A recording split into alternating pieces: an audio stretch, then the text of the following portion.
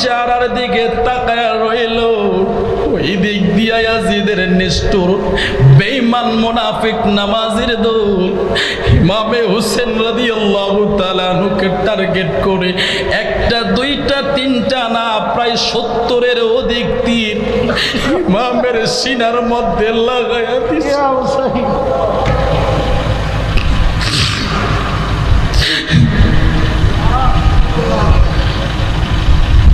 ইমামে হোসেন রাদিয়াল্লাহু তাআলা আনহুর সিনার মধ্যে একটা দুইটা না 70-এর অধিক তীর ইমামের সিনার মধ্যে লাগায়া দিছে। ইমামে হোসেন তাশাহুদের নবীকে সালাম দেয়, আমার নবী তাকায়া রইছে। ইমামে হোসেন তীরের মধ্যে ধরে টান দেয় আর আমার নবীকে দেখায়, না না দেখো তোমার উম্মতেরা হুসাইনের সাথে কেমন আচরণ করে। ইমামে হোসেন রাদিয়াল্লাহু তাআলা আনহু যখন তীরে ধরে টান দেয় অনুভব করতে পারে রে ভিতরে কলিজাটা নড়াচড়া করে, জোরে বলেন আল্লাহু আকবার। ইমামে হোসেন রাদিয়াল্লাহু তাআলা আনহুর সিনার মধ্যে তীরগুলো যখন ছুঁড়ে মারলো, সালামটা শেষ করতে পারে নাই ওই মুনাফিকের দল ইমামে হোসেন রাদিয়াল্লাহু তাআলা আনহুর উপরে অতর্কিত হামলা শুরু করে দিল। তীর আর বল্লম দিয়ে তলোয়ার দিয়ে ইমামে হোসেন রাদিয়াল্লাহু তাআলা আনহুর শরীরটাকে জাজরা করে ফেলেছে। ইমামে হোসেন রাদিয়াল্লাহু তাআলা আনহুর শরীর থেকে রক্তগুলো জড়তে জড়তে শরীরটা এতটা দুর্বল হয়ে গেছে, ইমামে হোসেন রাদিয়াল্লাহু তাআলা আনহু সোজা হয়ে দাঁড়াইতে পারে না। জোরে বলেন না আল্লাহু আকবার, আরো জোরে বলেন না আল্লাহু আকবার। আকাশ কান্দে, বাতাস কান্দে, কান্দে দরিয়ার পানি, দুই পুত্র হারাইয়া কান্দে ফাতেমা জননী রে, বাইরে আমার সোনার চন্দ্রমণি। ও ভাই কোহে একবার শুনি,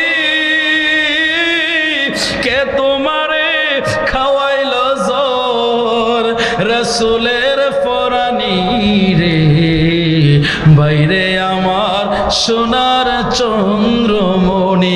দুইটা হাত তুলে বলেন না ইয়া হোসেন।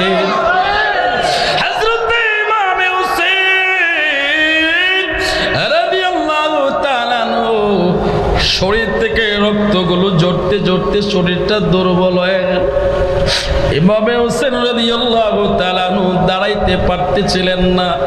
নিষ্ঠুর সিমর, এ ছিল নাকি কোরআনের হাফেজ, এ নাকি ছিল নামাজি মুসল্লি। এই নিষ্ঠুর খানশিষ্টুর সিমর ইমামে হোসেন রাদিয়াল্লাহু তাআলা আনহুকে জমিনের মধ্যে শোয়ায়া দিছে। ইমামে হোসেন রাদিয়াল্লাহু তাআলা আনহুর সিনার মধ্যে পা দিয়ে বসে গেছে। জোরে কন্যা নাউজুবিল্লাহ।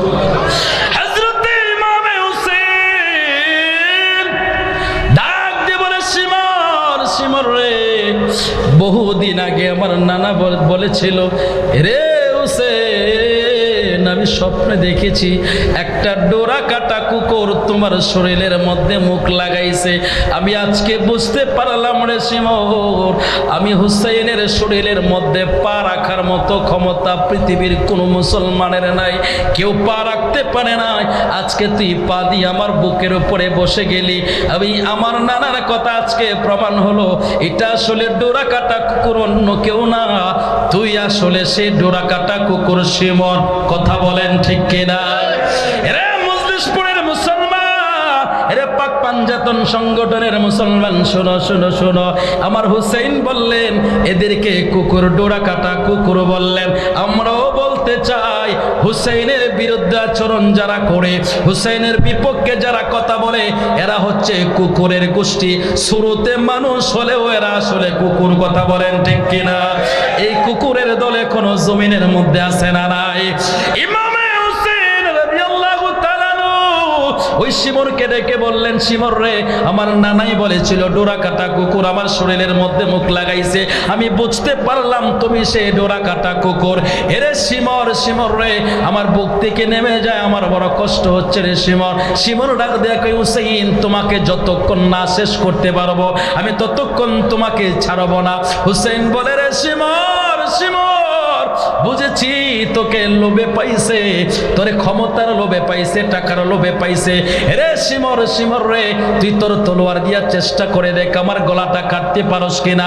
শিমর যখন বারবার হুসাইনের গলার মধ্যে ছুরি চালায়, কিন্তু ছুরি তো ধরে না, ছুরি কাটে না। ইমামে হোসেন ডাক দিয়া কই, শিমর রে, তোর শরীরের মধ্যে যথেষ্ট পরিমাণে ধার আছে, বিশ্বাস না হয় ছুরিটা আরেকটা জায়গার মধ্যে চালিয়ে দেখ। যখন শিমর অন্য জায়গায় ছুরি চালাইলো, পর্যাপ্ত পরিমাণে ধার আছে, কিন্তু হুসাইনের গলার মধ্যে ছুরি চলতে চাইতেছে না। হুসাইন ডাক দেয়া কই, শিমর, শিমর রে, তোর হাতে রাখা ছুরি আমি হুসাইনকে চিনে, কিন্তু বড় আফসোস তুই নামাজি হয়ে আমারে চিনতে পারলি না। শিমর ডাক দেয়া কই, হুসাইন রে, হুসাইন, আমি তোমাকে শেষ করব, আমি প্রতিজ্ঞা করেছি। জোরে কর নাউজুবিল্লাহ, আরো জোরে বলেন নাউজুবিল্লাহ। হযরত ইমামে হুসাইনের গলার মধ্যে বারবার করে যখন জোর করে তলোয়ার চালাইতে চায়, হুসাইনের গলা কাটে না, কিন্তু বড় কষ্ট হয়।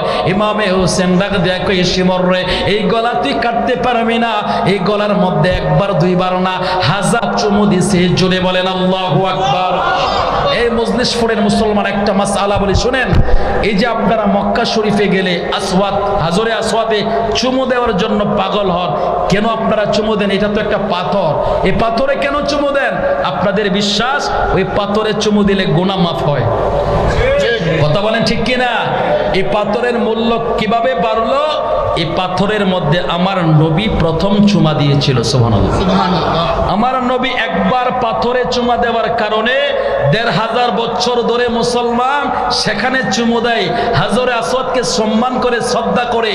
একবার চুমু দেওয়ার কারণে যদি একটা পাথরের মূল্য এত হতে পারে, আর যেই গলার মধ্যে একবার, দুইবার, তিনবার না, 1000 লক্ষবার আমার নবী চুমু দিয়েছে, ওই গলার মূল্য, ওই হুসাইনের মূল্য ওই হাজরে আসওয়াদ থেকে 1000 কোটি গুণে বেশি। কথা বলেন ঠিক কিনা? আর জোরে বলেন ঠিক কিনা? আমরা সে হুসাইন মানতে চাই কি চাই না? বুঝতে হবে আপনাকে। হাজরে আসওয়াদে মাত্র একবার চুমু দিয়েছে নবী, আর সেই চুমু আজও পর্যন্ত আপনারা দেন, বিশ্বাস করেন, মহব্বত করেন, এটাকে আদবের সাথে নেন। আর 1000 বার একটা মানুষকে চুমু দিয়েছে, তার মূল্য কত? আমার নবী চুমু দেওয়ার কারণে একটা পাথরের যদি এত মূল্য হয়, সমস্ত হাজিরা পাগল হয় চুমু দেওয়ার জন্য। হুসাইনের গলায় 1000 বার নবী চুমু দিয়েছে, হুসাইনের কথা আপনার বলতে মন চায় না। বুঝতে হবে, আপনি টুপিওয়ালা দাড়িওয়ালা তো বটে, কিন্তু আপনার ব্লাডে, আপনার শরীরের মধ্যে ইয়াজিদের রক্ত আছে। কথা বলেন ঠিক কিনা? হযরত ইমাম হুসাইন ডাক দিয়ে বলে, শিমর রে, শিমর, এই গলায় তোর ছুরি ধরবে না, ছুরি দিয়া কাটতে পারবে না, আমাকে অযথা কষ্ট দিস না। এই গলার মধ্যে 1000 বার আমার নবী রাহমাতাল লিল আলামিন চুমু দিয়েছে রে শিমর। ও শিমর, আমাকে তুই যদি মারতে চাস, আমাকে হত্যা করতে চাস, আমাকে উপর করে শোয়া দে, আমার গাড়ির দিক দিয়া সরে চালা, তাহলে তোর সরে চলবে। আমি হুসাইনের অনুমতি নিয়ে তুই সরে চালা, তোর সরি আমারে চিনে, তুই চিনস না। এরপরে ও শিমর, শিমর, এই শিমর আমার হুসাইনকে চিনতে পারলো না। ইমামে হুসাইন রাদিয়াল্লাহু তাআলা আনহুকে যখন উপর করে শোয়া দিল, ইমামে হোসেন রাদিয়াল্লাহু তাআলা আনহু তাকায় রইল। আমার নবী রাহমাতাল লিল আলামিন কারবালার ময়দানে দাঁড়ায়া দাঁড়ায়া সমস্ত দৃশ্যগুলো দেখতেছে। আর জোরে বলেন আল্লাহু আকবার। রে মজলিসপুরের মুসলমান, সিয়াসিত্তার হাদিসের কিতাব বুখারী মুসলিমের মধ্যে হাদিস আসছে, আমার নবী রাহমাতাল লিল আলামিন ইমামে হোসেন রাদিয়াল্লাহু তাআলা আনহুর রক্ত নিয়ে যখন যাচ্ছিলেন, হযরত ইবনে আব্বাস খানায়ে কাবার দেয়ালের সাথে হেলান দিয়ে ঘুমন্ত অবস্থায় তিনি তাকায়া দেখলেন আমার নবীর জুব্বা মোবারকের মধ্যে ধুলাবালি দেখা যায়, নবীর শরীরের মধ্যে রক্ত, হাতের মধ্যে রক্তের পেয়ালা। হযরত আব্বাস স্বপ্নের মাধ্যমে জিজ্ঞাসা করলেন, ইয়া রাসূলুল্লাহ, জীবনে কোনোদিন আপনাকে এমন দেখি না, এত পেরেশান দেখি না গো নবী, আপনার শরীরের মধ্যে রক্ত দেখা যায়, ধুলাবালি দেখা যায়। আমার নবী ডাক দেখে, আব্বাস, সারা মক্কায় খবর ছড়িয়ে দাও, আমার হুসাইন কারবালার ময়দানে শহীদ হয়ে গেছে। আর জোরে বলেন না আল্লাহু আকবার। আমার নবী ডাক দিয়ে বলে, আব্বাস, আব্বাস রে, আমার শরীরের মধ্যে যে রক্তগুলো দেখছো এটি আমার হুসাইনের রক্ত। আরো জোরে বলেন না আল্লাহু আকবার। তাহলে এর থেকে আরো মজবুত দলিল যদি লাগে আমি সেটাও আপনাকে দেব। আমার নবী যদি রক্ত নিয়ে যাইতে পারে, ইবনে আব্বাস স্বপ্নের মাধ্যমে দেখলেন আমার নবী কারবালার ময়দানে না গেলে রক্তটা ফাইল কইতে। কথা বলেন না, রক্তটা কোথায় থেকে আসছে? আসমান থেকে? না না, আসে নাই। আমার নবী রাহমাতুল লিল আলামিন কারবালার ময়দানে উপস্থিত ছিলেন। আমার নবী রাহমাতুল লিল আলামিন কারবালার ময়দানে ইমামে হোসেন পাক আমার নবীর দিকে তাকায়া রইল আর ডাক দিয়ে কই, না না, ও না না, তাকায়া দেখো না, সারাটা শরীর আমার জর্জরিত হয়ে গেছে, আমার শরীরটা, সারাটা শরীর রক্তে জর্জরিত হয়ে গেছে। আপনার উম্মতেরা দেখেন আমার গলার মধ্যে ছুরি ধরছে। ও না না, আমি দরজের পরীক্ষায় ফার্স্ট ক্লাস পাইছি নি, আপনার উম্মতের জন্য নাজাতের ব্যবস্থা হবে নি। আমার নবী ডাক দেখাই, হুসেইন, হুসেইন রে, তোমার কুরবানি আমার আল্লাহ কবুল করেছে। জোরে বলেন আল্লাহু আকবার। আর জোরে বলেন না ইয়া রাসূলুল্লাহ। হযরত ইমামে হুসেইন রাদিয়াল্লাহু তাআলা আমার নবীর দিকে তাকায় রইল, আমার নবীও হুসাইনের দিকে তাকায় রইল। এই পরিস্থিতিতে, এই অবস্থায় যখন আমার নবীর চোখের সামনে হুসাইনের গলার মধ্যে ছুরিটা চালানো হলো, ধীরে ধীরে ছুরি ইমামে হুসেন রাদিয়াল্লাহু তাআলা নূর গলাটা কাটতে শুরু করে দিল। কাটতে কাটতে ইমামে হোসেন রাদিয়াল্লাহু তাআলা নূর বডি থেকে মাথাটা আলাদা হয়ে গেছে। জোরে বলেন আল্লাহু আকবার। মুহররমের 10 তারিখে কি ঘটাইলেন রাব্বানা, হায়রে কি ঘটাইলেন রাব্বা, খুলি জামুর ফাটিয়া যাই গো, শুনলে তাহার ঘটনা, খুলি জামুর ফাটিয়া যাই গো, শুনলে তাহার ঘটনা। হাসান শহীদ জোহর খেয়ে, হুসেন শহীদ কারবালা, হায়রে হুসেন শহীদ কারবালা। জয়নাল আবদিন হইল রে বন্দি, ইয়াজিদের জেলখানা। জয়নাল আবদিন হইল রে বন্দি, ইয়াজিদের জেলখানা। দুইটা হাত তুলে বলেন না ইয়া হুসেন, আর মুহাব্বতে বলেন না ইয়া হুসেন। রে মজলিসপুরের মুসলমান, ইমামে হোসেন রাদিয়াল্লাহু তাআলা আনহু যখন বডি থেকে মাথা আলাদা হয়ে গেল, আকাশটা কালো হয়ে গেল, সারা পৃথিবীতে দুঃখের ছায়া নেমে আসলো, সুখের ছায়া নেমে আসলো। ইমামে হোসেন রাদিয়াল্লাহু তাআলা আনহুর বডি থেকে মাথাটা আলাদা করে ফেলেছে ওই নিষ্ঠুর শিমর।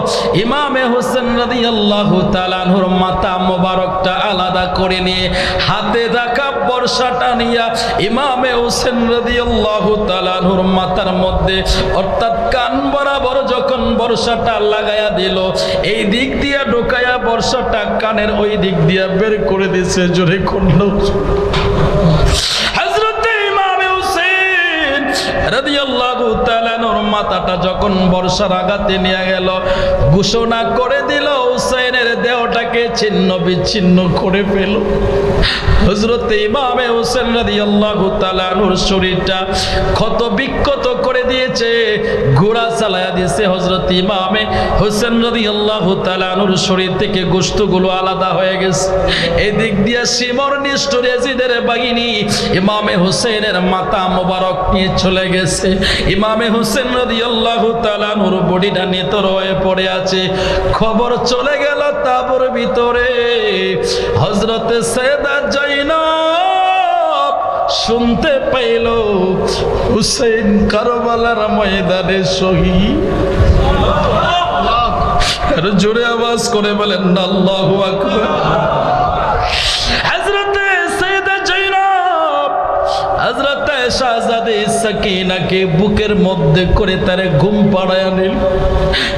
কারণ হুসাইন বলেছিল, ও বোন জাইনব, আমি যখন শহীদ হয়ে যাব আমার লাশের পাশে আমার সাকিনাকে যেতে দিও না, আমার লাশের সামনে আমার সাকিনাকে নিও না। আমি হুসাইনের লাশের সাথে কি আচরণ হবে আমি জানি। আমার সাকিনা দেখলে সহ্য করতে পারবে না।